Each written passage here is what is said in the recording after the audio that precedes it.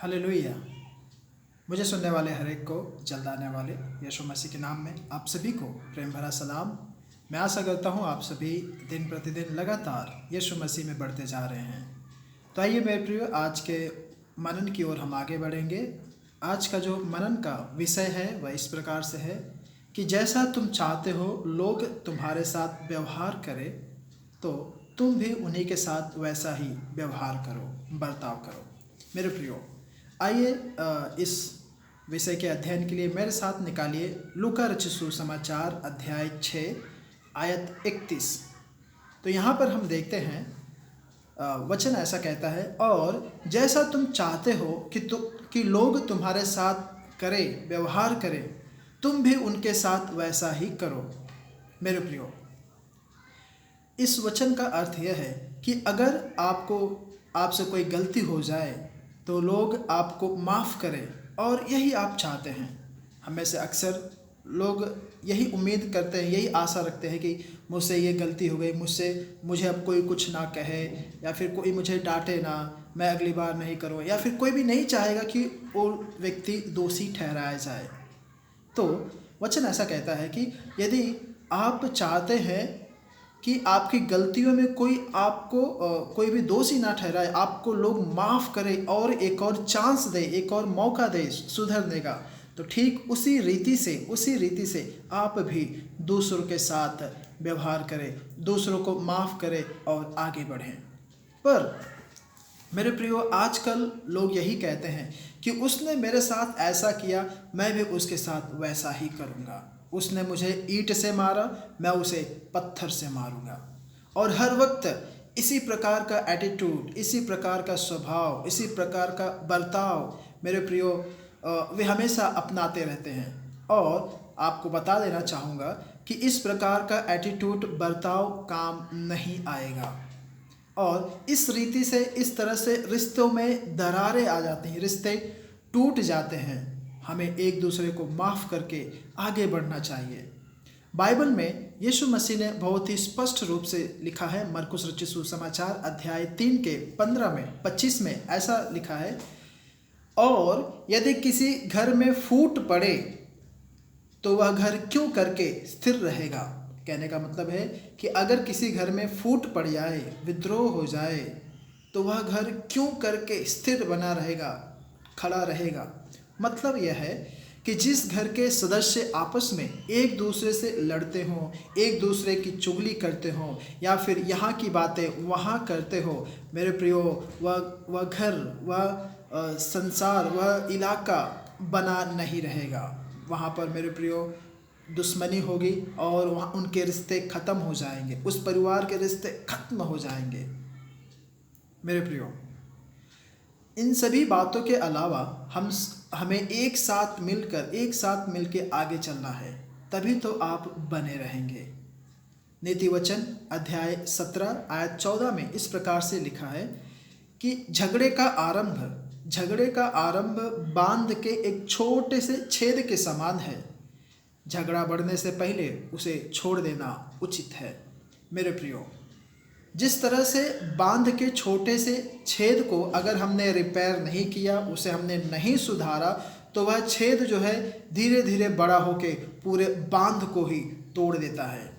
और उसी तरह से ही हमारे छोटे छोटे झगड़ा एक बड़ा रूप लेकर हमारे परिवार को, हमारे रिश्तों को तोड़ देते हैं, और हमारे रिश्ते बिखर जाते हैं, टूट जाते हैं। इसलिए झगड़ा बढ़ने से पहले उसे छोड़ देना उचित है। इसलिए मेरे प्रियो, पवित्र शास्त्र कहता है कि हम झगड़े की बातों में, लड़ाई झगड़ों की बातों में ना पड़े, बल्कि उन सारी बातों से हमें कुछ भी लाभ नहीं होगा, बल्कि आपका नुकसान होगा। इसके अलावा आप मिलजुल कर उन समस्याओं का हल निकालें, और एक दूसरे को माफ़ करें और आगे बढ़ें। यदि आप कुलुसियों की पत्री अध्याय 3 आयत 13 पढ़ेंगे तो ऐसा लिखा है, और यदि किसी को किसी पर दोष देने का कारण हो तो एक दूसरे की सह लो, और एक दूसरे के अपराध क्षमा करो। जैसा प्रभु ने तुम्हारे अपराध क्षमा किए, वैसा ही तुम भी करो। मेरे प्रियो, मतलब यह है कि जिस तरह से परमेश्वर ने हमारे अपराध क्षमा किए, उसी प्रकार से हम भी एक दूसरे के अपराध क्षमा करना चाहिए और आपस में एक दूसरे के से अपने से खुद के समान जिस प्रकार से हम प्यार करते हैं, हम जिस प्रकार से अपने आप से प्यार करते हैं, उसी प्रकार से हमें दूसरों को भी प्यार करना है। कहने का मतलब यह है कि कोई भी व्यक्ति अपने आप को चोटिल नहीं कर सकता, नुकसान नहीं पहुंचा सकता। कई बार एक उदाहरण मैं देना चाहूँगा। मान लीजिए कि आप सब्जी काट रहे हैं और सब्जी काटते काटते आपकी उंगली थोड़ा सा कट जाए, तो आप अपने आप के ऊपर गुस्सा नहीं करेंगे। अगर यही कारनामा, यही कार्य किसी दूसरे के व्यक्ति के द्वारा हुआ हो, तो आप जरूर उसके ऊपर गुस्सा करेंगे, रौब करेंगे, गुस्सा हो जाएंगे और हो सके तो आप शायद हाथ भी उठा दें। लेकिन मेरे प्रियो, जिस प्रकार से आपने अपने आप के ऊपर गुस्सा नहीं किया, आपने उन सारी बातों को अपने अंदर ले लिया, तो वचन ऐसा कहता है कि हमें भी जिस प्रकार से हम अपने आप को प्रेम रखते हैं, प्रेम करते हैं, ऐसे हमें दूसरों से प्रेम करना है। मेरे प्रियो, जब आप इस रीति से आप आगे बढ़ेंगे, तब देखना आपके रिश्ते एक प्रेम में होकर आप आगे बढ़ेंगे और रिश्तों में दरार नहीं होगी। मेरे प्रियो, जिस प्रकार से हमने वचन पढ़ा कुलुस्सियों 3:13 में, और यदि किसी को किसी पर भी दोष देने का कारण हो, आपको पूरा हक है उसे उस व्यक्ति को दोष देने का, लेकिन वचन ऐसा कहता है कि उस व्यक्ति को आप सह कर लें, एक दूसरे की आप सह कर लें, संभल कर लें और एक दूसरे के अपराध क्षमा करें, जैसा प्रभु ने तुम्हारे अपराध क्षमा किए हैं।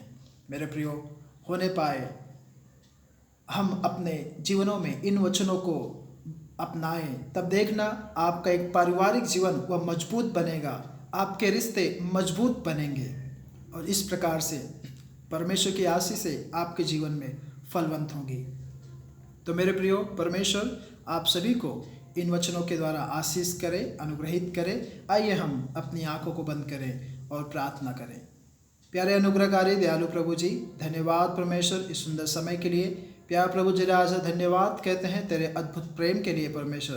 प्यार प्रभु जी राजा, धन्यवाद तेरे अद्भुत क्षमा के लिए प्रभु जी, जो परमेश्वर तूने संपूर्ण मानव जाति को राजा माफ़ किए परमेश्वर। प्रभु जी राजा, हम प्रार्थना करते परमेश्वर, प्यार प्रभु राजा, जिस प्रकार से हम अपने आप को प्रेम करते हैं यीशु मसीह, इसी प्रकार से दूसरों को भी परमेश्वर प्रेम करने के लिए, स्नेह करने के लिए परमेश्वर तू सहायता मदद कर। प्रभु जी राजा, परमेश्वर तेरे प्रेम को हमारे जीवनों में आनंद है परमेश्वर, तेरे नाम की महिमा होने पाए। प्रभु जी, तूने हम सभी को आशीष किया, अनुग्रहित किया, धन्यवाद कहते हैं। यह प्रार्थना जल्द आने वाले यीशु मसीह के नाम से मांगता हूँ, आमेन आमेन। मेरे प्रियो, प्रभु आप सभी को आशीष करे, अनुग्रहित करे, आमेन।